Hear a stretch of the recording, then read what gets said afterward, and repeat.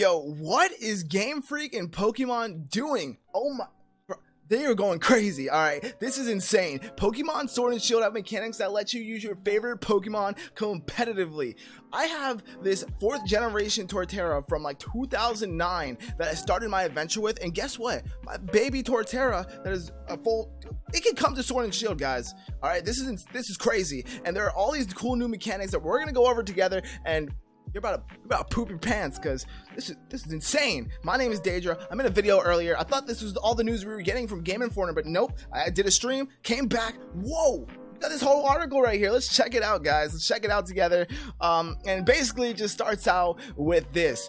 Sword and Shield changed several things about the standard play of a Pokemon game. While Game Freak was open about a lot behind the scenes information surrounding the development in Pokemon Shield, the team was a big cager about a new battle mechanic it could only tease. Alright, so traditionally in the series, you start out with your starter Pokemon, and then you catch a lot of Pokemon in the beginning, and those are with you throughout your whole adventure, and the player gets attached to them. But a lot of times, they get into competitive battles, and they find they can't actually use the Pokemon, or they're not competitive, right? So I go through the 4th generation games, my Torterra, I'm like, yes, beat the Elite Four, freak you, Cynthia, and your awesome theme song and Garchomp. Time to go online.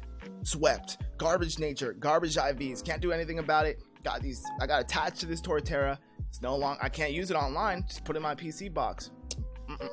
Game Freak said, wait a minute, we got you covered. So they had to go out and find the exact right Pokemon and breed them in a certain way to make sure they're viable in competitive battle. So I got my Torterra I adventured with. How about if I want to use Torterra, I'll just breed a new one. I'll just breed a Turtwig that's viable for competitive. Pokemon saying that's not the case.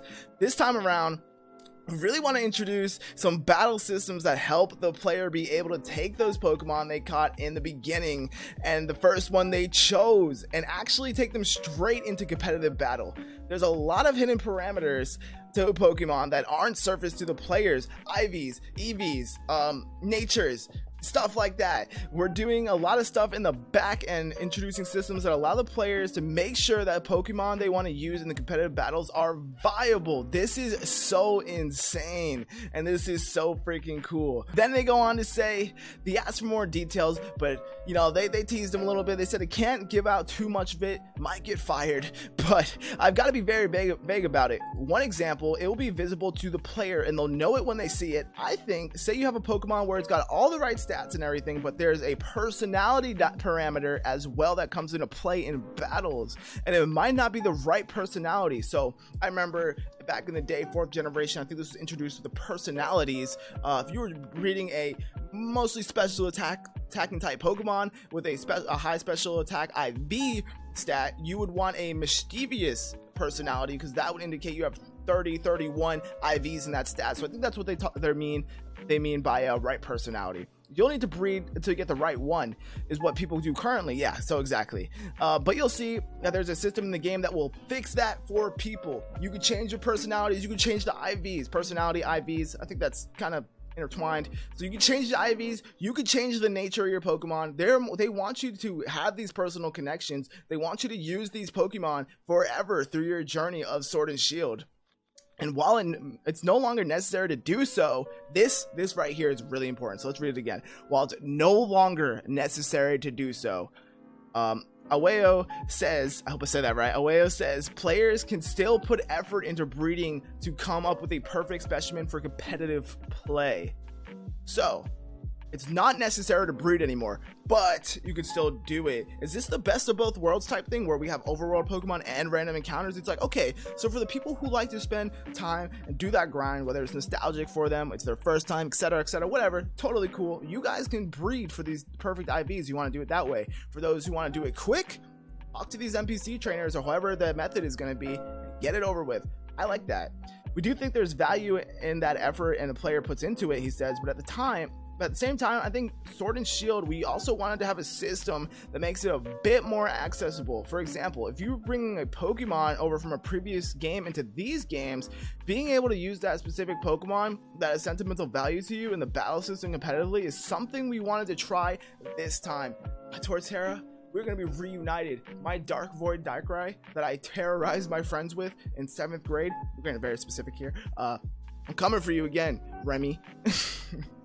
For more Pokemon Sword and Shield news, we can check this out. And there's also a really cool other thing here that we got. So they also said in one of the other articles here, there are 18 different types of gyms in the story. 18 guys, 18. And depending on the version, which gyms are in the minor league and which gyms are in the major league are different. For example, Sword, the fighting type gym, will be in the major league, but in Shield, the ghost type. The idea is that every year the Galar region is playing, and which gyms make it into the minor league versus the major league changes. Guys, okay, this is like the biggest stretch here. Please don't dislike. All right, is this gonna be like a seasonal thing? Probably not. But what if there was seasons like, what if it was like Fortnite, Apex, Overwatch, you know, all those types of games where we got seasons, we got specific downloadable content every season. Maybe the thing switched up randomly. We got new gym leaders as DLC, or the gym leaders just rank up. That would be really cool. We get specific clothes per season. Oh my god, I don't know if I'm hype about this or concerned, but yeah, I think you guys catch my drift. What do you guys think? I know I made a video on this earlier. Don't mean to seem like a sellout, and you know, I guess that's what no. Don't mean to seem like a sellout. I made the video, streamed, and then like another article dropped, and this is so cool. This is cooler than the last video. But yeah, if you haven't checked that out, link's gonna be down below. I also do pre-release analysis on Pokemon Camp, Pokemon Jobs, Pokemon freaking character customization, and Dynamaxing. I uploaded that earlier today. So yeah, if you want to check that out, like I said, links down below. What do you guys think about this? I love you. My name is Daedra, and if you're new here, smash like, smash subscribe. Unless you don't want to, then that's okay. But and for my returning friends, thank you. I love you. And yeah, that's all for now. See you next time. Peace.